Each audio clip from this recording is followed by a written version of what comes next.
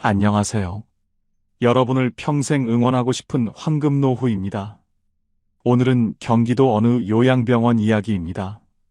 72세 김정남 씨는 평생 자식들 뒷바라지에 모든 것을 바쳤습니다. 허리가 휠 때까지 일했고, 먹고 싶은 것 참아가며 돈을 모았고, 자식 셋을 대학까지 보냈습니다. 그런데 뇌경색이 왔습니다. 한쪽 몸을 쓸 수 없게 됐습니다. 요양병원에 입원한 지 석 달째 되던 날, 김정남 씨의 병실을 찾은 사람은 아무도 없었습니다. 자식들은 각자 바빴습니다. 간호사가 체위를 바꿔주는 동안 김정남 씨는 창밖을 바라봤습니다. 그리고 아주 작은 목소리로 중얼거렸습니다. 내가 도대체 그동안 뭘 위해 살았나? 그 눈물 한 줄기가 마르기도 전에 저는 이 이야기를 들으며 한 가지 질문을 품게 됐습니다. 김정남 씨의 자식들은 나쁜 사람들일까요? 아마 아닐 것입니다. 그들도 나름대로 아버지를 사랑하고 있을 것입니다. 그렇다면 왜 이런 일이 생겼을까요? 오늘 그 이유를 말씀드리려고 합니다. 그리고 그 이유를 이해하고 나면 자식에게 기대지 않고 당당하게 사는 것이 단순한 체념이 아니라 가장 지혜로운 선택임을 알게 되실 것입니다. 자식도 결국은 손님입니다. 이 말이 불편하게 들리는 분이 계실 것입니다. 내가 낳고, 내가 키우고, 내 전부를 바쳤는데 손님이라니. 그러나 잠깐 생각해 보세요. 손님은 어떤 존재입니까? 반가운 사람입니다. 기다려지는 사람입니다. 올 때 정성껏 맞이하고 함께하는 시간이 행복한 사람입니다. 그리고 갈 때 흔쾌히 손 흔들어 보내는 사람입니다. 왜냐하면 손님은 원래 가는 것이기 때문입니다. 자식도 마찬가지입니다. 내 품에서 자라는 동안은 내 집에 머물지만 때가 되면 자기 집으로 갑니다. 그것이 자연스러운 일입니다. 그것이 내가 잘 키웠다는 증거입니다. 문제는 자식을 손님으로 보내지 못하는 데서 시작됩니다. 갔는데도 보낸 것 같지 않습니다. 통계청 사회조사에 따르면 성인 자녀의 평균 부모 방문은 연간 12번 이하, 한 달에 한 번 꼴입니다. 그 나머지 350여 일을 자식을 기다리며 보낸다면 그것은 삶이 아니라 대기입니다. 그리고 그 기다림이 길어질수록 자식이 왔을 때 너무 많은 것을 기대하게 됩니다. 그 기대가 자식을 부담스럽게 만들고 자식이 부담을 느끼면 점점 발걸음이 무거워집니다. 잡으려 할수록 멀어지는 것. 이것이 자식 관계의 역설입니다. 명절이 끝난 다음 날이 있습니다. 며칠 동안 북적이던 집이 조용해지고 자식들이 각자의 차에 올라 손을 흔들며 떠나는 그 순간. 손을 흔들며 웃었는데 대문을 닫고 돌아섰을 때 갑자기 가슴이 텅 빈 것 같은 그 느낌. 밥상을 치우다가 멈추고 아이들이 쓰고 간 컵을 한참 들여다보다가 아무것도 아닌데 눈물이 날 것 같은 그 순간. 많은 분들이 그 순간을 알고 있습니다. 그리고 그 텅 빈 느낌이 사라지기도 전에 어느새 기다리기 시작합니다. 언제 또 올까? 다음 명절은 얼마나 남았지? 전화라도 한 번 해줬으면. 그런데 어느 날 전화를 했습니다. 안부가 궁금해서, 목소리가 듣고 싶어서. 신호가 가고 받았습니다. 그리고 들려온 말. 엄마, 나 지금 좀 바빠서. 그 짧은 한마디. 끊고 나서 한참 동안 폰을 내려다봤습니다. 정말 서운했습니다. 아니, 서운하다는 말로는 부족했습니다. 내가 저 아이를 위해 얼마나 살았는데. 그 말이 목까지 올라왔다가 삼켜졌습니다. 그렇게 삼킨 감정들이 쌓입니다. 한 번, 두 번, 10번. 그러다 어느 날 그 감정이 다른 모습으로 터져나옵니다. 자식이 왔을 때 괜한 잔소리가 되기도 하고 오래된 서운함이 뜬금없이 터지기도 합니다. 자식은 영문을 모릅니다. 부모는 더 서럽습니다. 2025년 한국보건사회연구원 조사에 따르면 60세 이상, 노인의 절반 이상이 자녀와의 관계에서 서운함을 느낀 경험이 있다고 답했습니다. 그 서운함의 가장 큰 원인은 연락 빈도와 방문 횟수였습니다. 나만 이런 것이 아닙니다. 이 시대를 살아가는 수많은 부모님들이 같은 자리에서 같은 감정을 삼키고 있습니다.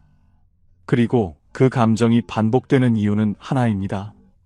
내 삶의 중심을 자식에게 두었기 때문입니다. 자식이 잘 되면 내가 잘 된 것 같고, 자식이 연락이 없으면 내가 버려진 것 같은 그 구조. 그 구조를 바꾸지 않으면 이 서운함은 평생 반복됩니다. 레바논의 시인 칼리 지브라는 오래전에 이렇게 썼습니다. 아이들은 당신을 통해 세상에 왔지만 당신에게서 온 것이 아니다. 당신은 그들에게 사랑을 줄 수 있지만 당신의 생각을 줄 수는 없다. 그들은 당신과 함께 있지만 당신의 것이 아니다. 그리고 정약용은 강진 유배중 아들에게 보낸 편지에서 이렇게 썼습니다. 자식이 부모를 그리워하게 하려면 부모가 먼저 자식을 놓아주어야 한다. 수백 년의 시간을 사이에 두고 동서양의 두 사람이 같은 진실을 가리키고 있습니다. 놓아주는 것이 잃는 것이 아닙니다. 놓아주는 것이 더 깊이 연결되는 방법입니다. 오늘 이 이야기는 위로만 하지 않겠습니다. 단호하게, 그러나 따뜻하게 말씀드리겠습니다.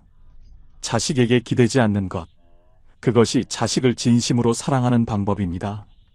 그리고 그것이 역설적으로 자식과의 관계를 가장 아름답게 만드는 방법입니다. 지금부터 그 5가지 방법을 말씀드리겠습니다. 첫 번째는 경제적 독립입니다. 이것이 가장 먼저입니다. 경제적 의존이 모든 감정적 의존의 뿌리가 되기 때문입니다.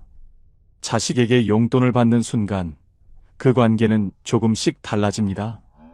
부모 입장에서는 눈치가 생기고 자식 입장에서는 부담이 생깁니다. 경북 안동에 사는 74세 이명자 씨는 몇 년 전까지 매달 막내 아들에게 용돈을 받았습니다. 처음에는 고마웠습니다. 그런데 시간이 지나면서 이상한 일이 생겼습니다. 아들에게 섭섭한 말을 하고 싶어도 못하게 됐습니다. 용돈을 받는 처지에 뭔 말을 하냐 싶었습니다. 명절에 아들 집에 가면서도 빈손으로 가기 미안해서 무리해서 선물을 샀습니다. 그 선물값이 용돈보다 더 나올 때도 있었습니다. 결국 이명자 씨는 아들에게 말했습니다. 이제 용돈 안 받겠다고. 아들은 처음에 왜 그러냐고 했습니다. 이명자 씨는 이렇게 말했습니다. 내가 내 눈치를 보고 싶지 않아서. 그 말을 하고 나서 이상하게 가벼워졌다고 합니다. 그리고 6개월이 지났을 때 아들이 먼저 전화를 더 자주 하게 됐다고 합니다. 부담이 없어지니까 편해졌기 때문입니다. 경제적 독립은 돈의 문제가 아닙니다. 존엄의 문제입니다. 국민연금이든 작은 일이든 절약이든 방법은 각자 다릅니다. 그러나 방향은 하나입니다. 자식 손을 벌리지 않는 것. 그것이 자식에게 줄 수 있는 가장 큰 선물이기도 합니다. 두 번째는 감정적 독립입니다. 경제적 독립보다 더 어려운 것이 이것입니다. 자식이 연락을 자주 하면 기쁘고 연락이 뜸하면 서운하고 그 기쁨과 서운함이 내 하루의 기온을 결정한다면 그것은 내 감정을 자식에게 맡겨놓은 것입니다. 대구 수성구에 사는 73세 박정숙 씨는 남편이 세상을 떠난 후 자식들에게 매일 전화했습니다. 외로웠고 무서웠고 아무것도 혼자 결정하기가 힘들었습니다. 처음에 자식들은 잘 받아주었습니다. 그런데 6개월이 지나자 달라졌습니다. 전화를 해도 예전처럼 오래 이야기를 나누지 않았습니다. 바쁘다는 말이 늘었습니다. 그러다 어느 날 친한 친구가 직접적으로 말했습니다. 정수가, 네가 너무 달라붙으면 자식들이 도망간다. 그 말이 처음에는 서운했습니다. 그런데 며칠을 생각했습니다. 그리고 결심했습니다. 박정숙 씨는 그 다음 달부터 동네 그림 동호회에 나가기 시작했습니다. 처음에는 그냥 집 밖으로 나가는 것이 목적이었습니다. 그런데 석 달이 지나자 그림이 좋아졌습니다. 반년이 지나자 동호회 사람들과 친해졌습니다. 1년이 지난 어느 날 딸이 전화를 했습니다. 엄마 요즘 어떻게 지내? 목소리가 밝아졌네. 박정숙 씨는 그림 이야기, 새로 사귄 친구 이야기, 다음 주 소풍 이야기를 했습니다. 전화가 30분이 지나도 끊기지 않았습니다. 딸이 먼저 말했습니다. 엄마, 나 다음 주말에 갈게. 오랜만에 같이 밥 먹자. 전화를 끊고 박정숙 씨는 한참 창밖을 바라봤습니다. 내가 놓아주니까 자식이 왔구나. 감정적 독립은 내 기쁨을 내 안에서 찾는 것입니다. 자식 전화가 오면 반갑고 안 와도 내 하루가 충만하면 됩니다. 오늘 아침 맛있게 먹은 된장찌개, 마당에 핀 작은 꽃, 좋아하는 노래 한 곡. 그것들이 나를 충만하게 만들 수 있다면 자식 전화 한 통에 하루가 흔들리지 않습니다. 세 번째는 자식의 삶에 간섭을 내려놓는 것입니다. 이것이 많은 분들이 가장 어려워하는 부분입니다. 자식이 잘못되는 것 같으면 말하고 싶고, 며느리나 사위가 마음에 안 들면 티가 나고, 손자 키우는 방식이 내 방식과 다르면 참기 어렵습니다. 그러나 단호하게 말씀드립니다. 간섭은 관계를 망칩니다. 예외가 없습니다. 부산 남구에 사는 76세 김순예 씨는 아들 부부와 같은 아파트 단지에 살면서 며느리가 손자를 키우는 방식이 마음에 들지 않아 한마디씩 했습니다. 처음에는 며느리가 그냥 넘겼습니다. 2번, 3번이 되자 며느리의 얼굴이 굳기 시작했습니다. 아들은 두 사람 사이에서 불편해졌습니다.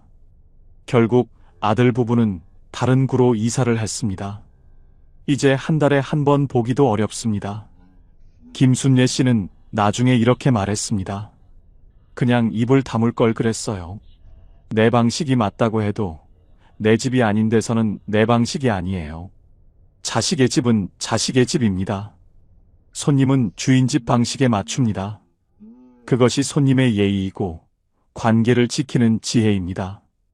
그리고 김순예 씨는 그 이후 달라졌습니다. 이사간 아들 집에 갈 때 더 이상 아무 말도 하지 않았습니다. 그랬더니 어느 날 아들이 먼저 말했습니다.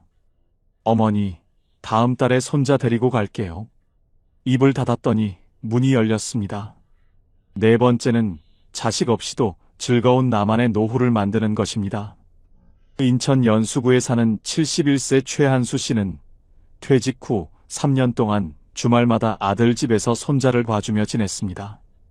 그런데 어느 날 아들이 조심스럽게 말했습니다. 아버지, 저희가 요즘 좀 바빠서 당분간 주말에 못 올 것 같아요. 최한수 씨는 그 말을 듣고 밤새 잠을 못 잤습니다. 자식한테 버림받은 것 같은 느낌이 들었습니다. 그런데 그 다음날 아침 거울을 보다가 스스로에게 물었습니다. 나는 지금 무엇을 가진 사람인가? 퇴직하고 3년 동안 혼자서 즐길 수 있는 것을 하나도 만들지 않았다는 것을 깨달았습니다.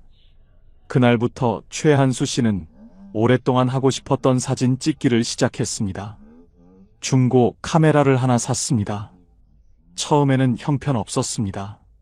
3개월이 지나자 눈이 달라졌습니다. 아무것도 아닌 골목이 아름다워 보이기 시작했습니다. 1년이 지나자 지역 사진 공모전에 출품했고 입선했습니다. 그 소식을 아들에게 문자로 보냈습니다. 아들에게서 전화가 왔습니다. 아버지 대단하다. 어떻게 시작하셨어요? 30분 동안 통화했습니다. 자식한테 기댈 때는 자식이 멀어지고 내 것을 만들었더니 자식이 가까워졌습니다. 자식이 오는 날이 특별한 것은 나머지 날들이 충분히 충만할 때입니다. 자식 없이도 즐거운 하루를 만드는 것이 자식과의 관계를 지키는 방법입니다. 5번째는 자식이 존경하는 부모가 되는 것입니다.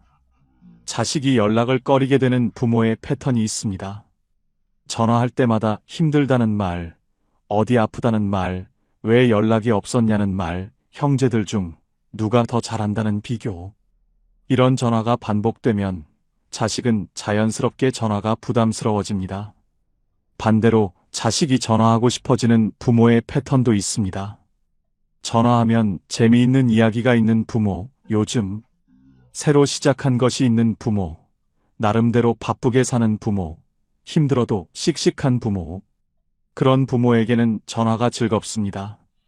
기대는 부모가 아니라 멋있는 부모. 불쌍해 보이는 것이 아니라 당당해 보이는 것. 그것이 자식을 가장 확실하게 내 편으로 만드는 방법입니다. 이제 마무리입니다.